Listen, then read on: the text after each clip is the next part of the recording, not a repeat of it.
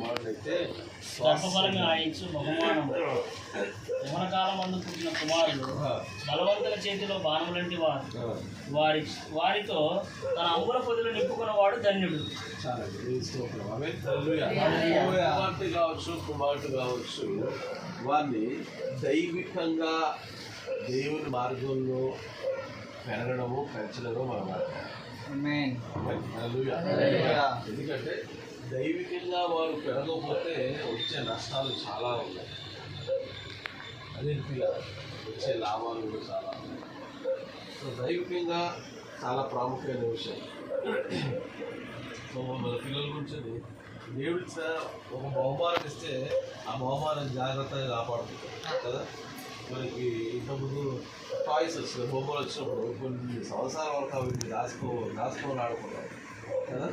ఆ బొమ్మలు బాగా ఎందుకు ఇచ్చిన వస్తువుని జాగ్రత్తగా కాపాడుతుంది. అదే రీతిగా కుమారులు అనేది స్వాస్థ్యంగా చూస్తుంది కదా. కొడుకు పుట్టినంటే ఆ ఇంట్లో సందడి వేరే కదా. కానీ వాక్య ప్రకారం చూస్తే కూతురు పుట్టితే కూడా అంతే సందడి ఉంటాం. ఎందుకంటే ఈ రోజుల్లో బైబిల్కి ఆ తేడా ఏం లేదు, మనం తెలిసిపెట్టుకున్న తేడాలు. బైబిల్ ఎలాంటి తేడా చూపిస్తుంది, అందరూ కూడా మన ఆత్మలో ఒకటే సహనం, ఒకటే వరం మీరు వాక్యం ఏమిటారా. సో మన పిల్లల్ని దైవికంగా పెంచడం చాలా ప్రాముఖ్యం. అయితే పెంచే విషయాలు వచ్చినట్టు మనం చూసినట్లయితే ఏ రీతిగా మనం పెంచగలిగాం, పెంచితే మనకు వచ్చే లాభాలు.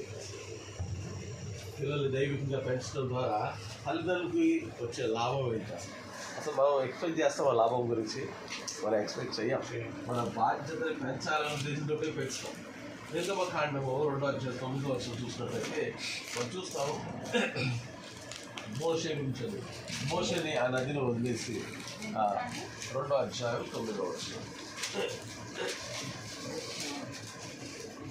మరో కుమార్తె ఆమెతో ఈ బిడ్డను తీసుకెళ్ళి నా కొరకు ఎవరి గురించి నా కొరకు వానికి పాలిచ్చి పెంచుము, నేను నీకు జీతం ఇచ్చేనని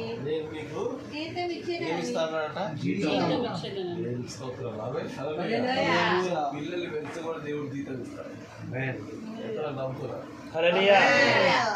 ఎప్పుడు అనుకోలే కదా మాకు జీతాలు ఎట్లా దొరుకుతాయి, మాకు జీతం ఎట్లా వస్తుందా, ఏది ప్రభావం బెజరీగా తలప్రా తోపుతుంది.